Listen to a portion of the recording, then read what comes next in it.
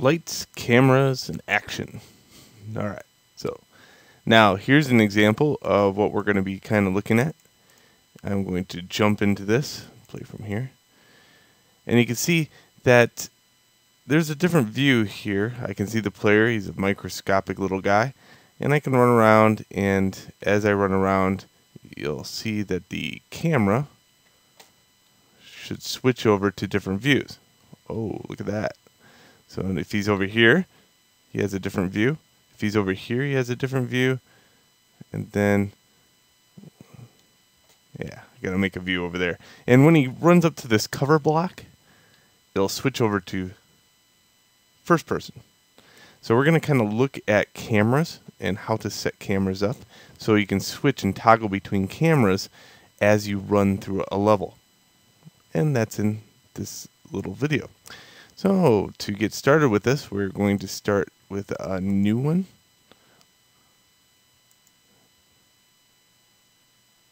Don't save.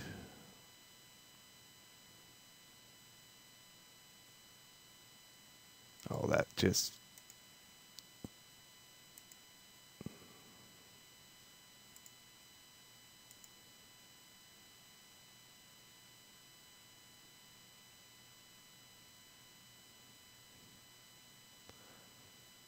All right, I guess that's another way to start a new level.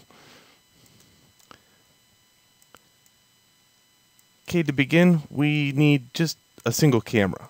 Let's start out really small, right?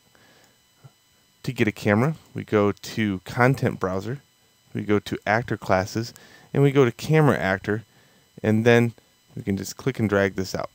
So there's my first camera. I'm going to just put it up in the air and angle it a little down.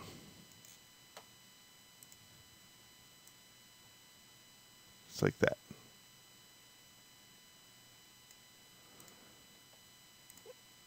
Okay. Next, let's set up something so when we touch something, I can jump into that camera. That is called a trigger volume. We're going to start out with the brush to make this. And I'm going to set up a trigger volume that's rather big. That for right now takes up the entire right hand side of this on the top view.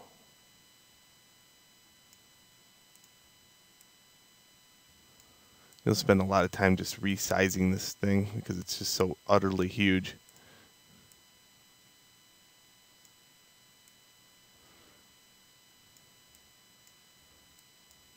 And to finite adjustment, I can just click here, jump into world view,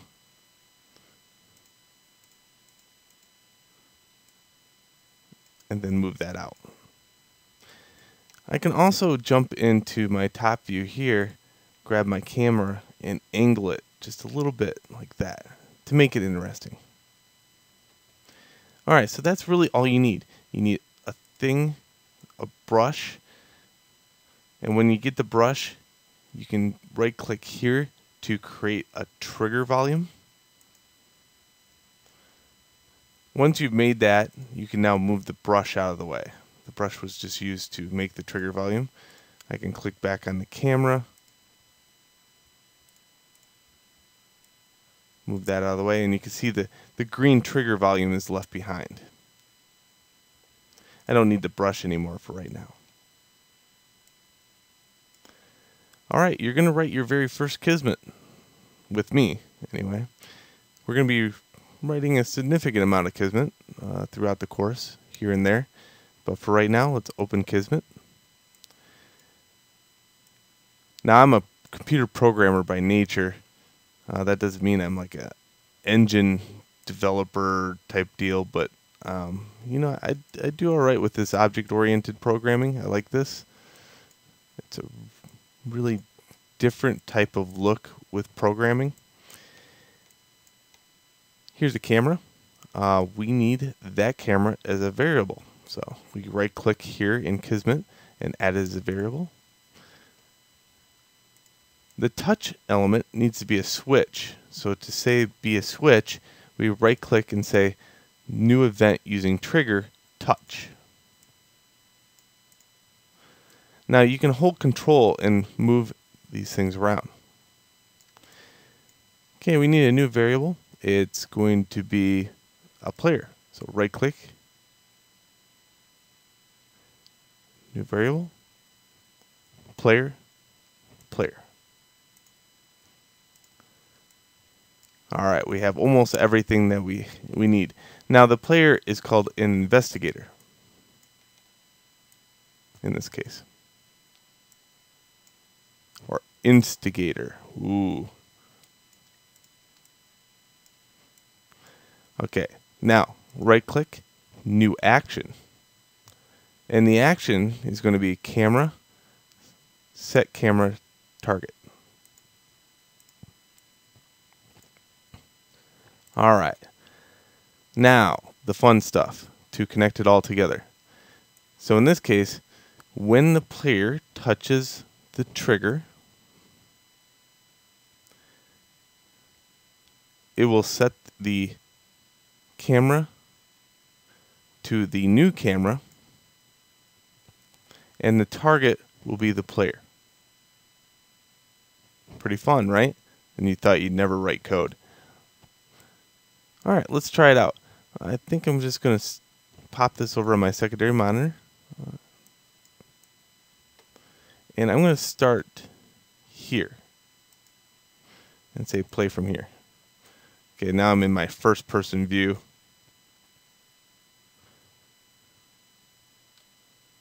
Now, this is why we chose UT game. I'm a ghost, right? So hit escape, go into world properties, and choose game type, and choose UT game. Close out the world properties. Play from here.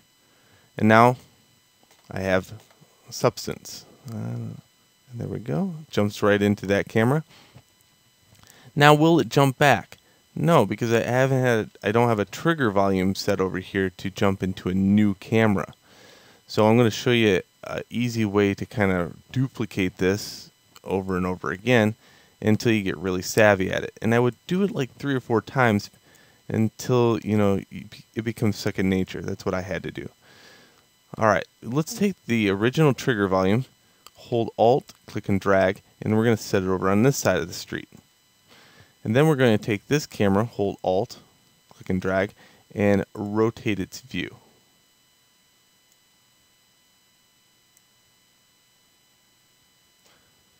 All right. Now, to duplicate the hot mess, we can just go over in here and say we just have a new camera. Now we can use wheel mouse to wheel out to get some more space. Right click, new camera. Let's add the trigger volume. Again, trigger volume, right click, new event using touch. Hold control to click and drag this. We already have a player. That player doesn't change. So we need just the action. So right click, camera, set camera target. And we can choose touch to in, camera.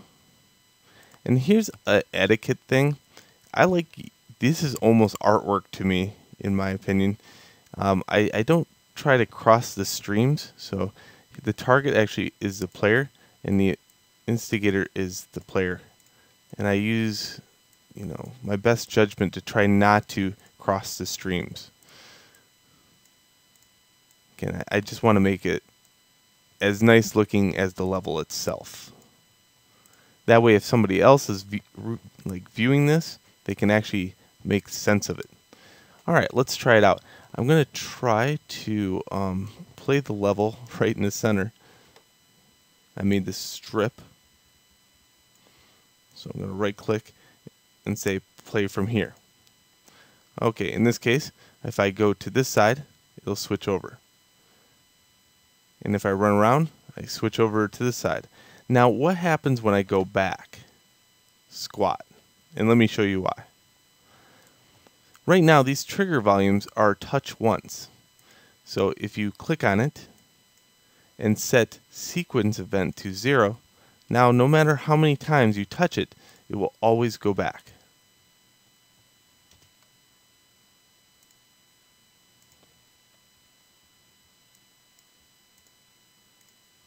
Alright, now let's look at going back. How would I go back to first person mode? Okay, a little bit different story. So I'm going to set up a different scenario here than I did in the previous video, or the example.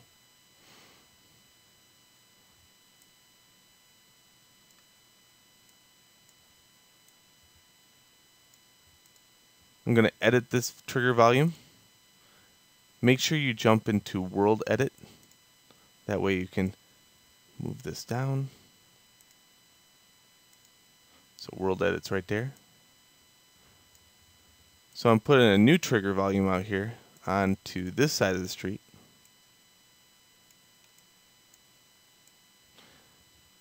Last time I put it up against the cube. This one's just easier to see. We're going to use this trigger volume to go back into first person mode. Alright, to do that, again, this is a touched event. So create, touch. Who's going to touch it? The player. This one you have really no choice but to cross the streams. Right click, new action. Camera, set camera target. Okay, in this case, we're going to mess around with making the actual person the camera. So touched in, the target is the player, and the camera is the player. Again, try to make it so you don't cross the streams, but in some cases you're going to have to eventually via complex operations. Oop, that might work. Alright, let's see if we can touch that one and see what happens. Oh, and make that what? Infinite amount of touching. So this one, 0.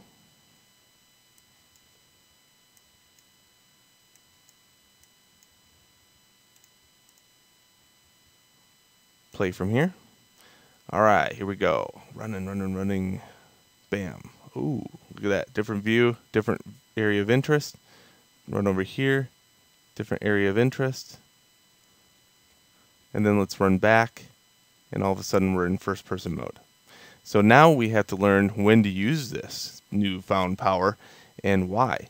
And the only thing bad about the Unreal Engine is this. Okay, so if I'm running over here and I switch views and then start shooting my weapon, you can see it's not very effective. In fact, it's the lamest weapon ever. So in this case, you might want to consider just, let's look at the engine as, in its raw form, a tool. And in this tool, we can learn camera angles, we can learn lighting, we can learn design. But when it comes down to playability, when we do get to the first-person shooter type mode, we can look at it, it works, but the minute we hop out of this view, it fails. So we're going to have to just kind of use a blindfold over our eyes and say, well, you know, that's just going to happen. But at least as a student, you can understand camera angles. And I can't stress how important that really is. All right, so that is switching between cameras in the Unreal Engine. Let's move on to the next video.